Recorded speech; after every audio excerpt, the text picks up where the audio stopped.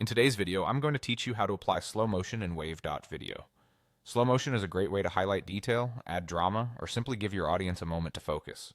I'll walk you through the exact controls inside Wave.video and share a few quick tips so your results look smooth and intentional. Start by opening Wave.video and heading to the My Projects page. This is your dashboard where all your videos live. If you already have a project ready, perfect. If not, you can upload a new clip here. Footage recorded at a higher frame rate often looks smoother in slow motion, but any clip can be slowed for stylistic effect. Next, open the video you want to work on and choose Edit Video to enter the editor. This takes you to the timeline and canvas, where you can adjust individual elements of your project. Give the editor a second to load, especially if your file is large. Click on the part of your video you want to slow down.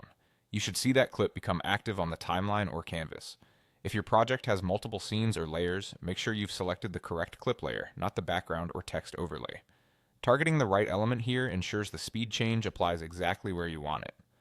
Now look for the speed control. Depending on your layout, you'll find it in the right side panel or the toolbar when the clip is selected.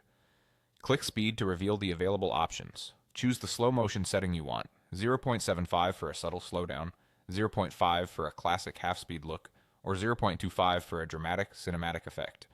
As you slow a clip, its duration increases. That means transitions, captions, stickers, or on-screen animations that come after it may shift. Keep an eye on your timeline so everything still lines up the way you intended. Also note that slowing video affects the clip's audio pitch and timing. If the sound becomes stretched or distracting, plan your soundtrack accordingly. Use the preview playback to check your result. Watch for smoothness, timing, and whether the slow moment lands right where you want the viewer's attention. If it feels too subtle, try a slower setting.